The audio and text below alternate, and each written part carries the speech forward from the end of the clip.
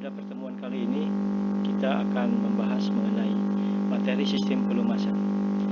Kalian perhatikan pada gambar yang ada di depan ini.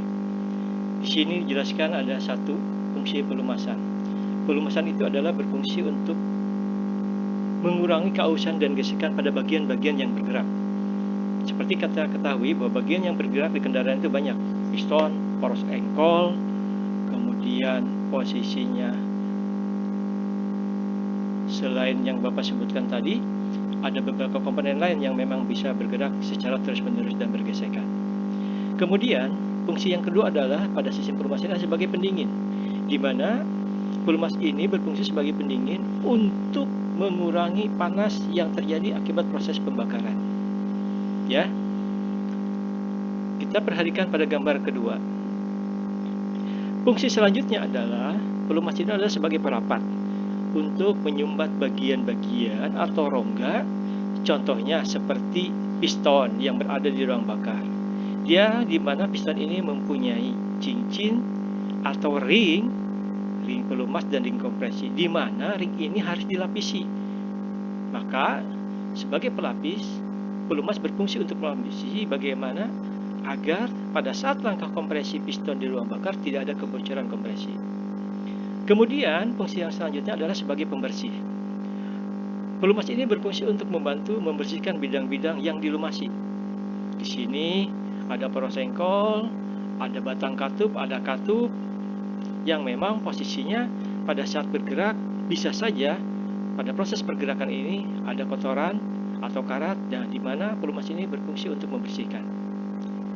Kemudian pelumas dibagi menjadi beberapa cara atau sistem. Yang pertama adalah pelumasan tekan.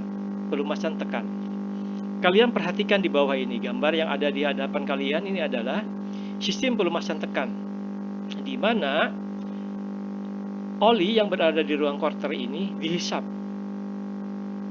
Sebelum dihisap posisinya oleh pompa, oli ini atau pelumas ini disaring oleh filter. Kemudian pelumas yang masuk, dia melumasi poros engkol. Setelah melumasi poros engkol, pelumas itu kemudian juga bergerak ke filter saringan di sini. Dari filter kemudian pelumas ini bergerak melumasi batang torak dan piston.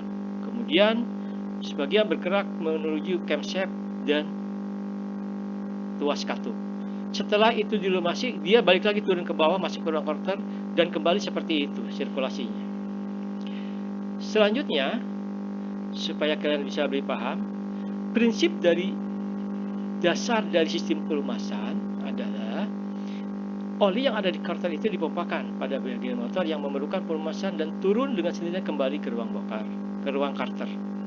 Sifat-sifat pelumasan dari sistem pelumasan tekan ini ada yang pertama, pelumasan teratur dan merata.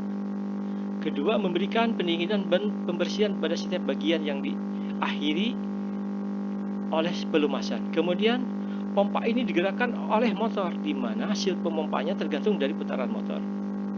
Pada kebanyakan motor 4 tak atau motor diesel 2 tak, oli itu perlu diganti pada jarak 5.000 km pada motor bensin dan setiap 3.000 km pada motor diesel.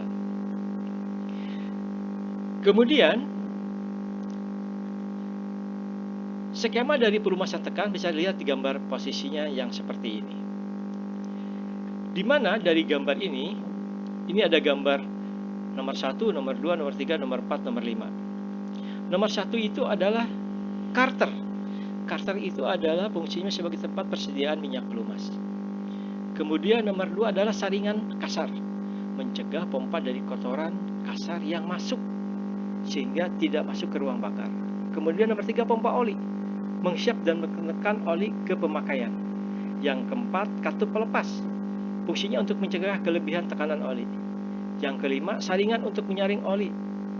Yang keenam, saluran bypass untuk menjamin pelumasan sewaktu saringan halus ini tersumbat.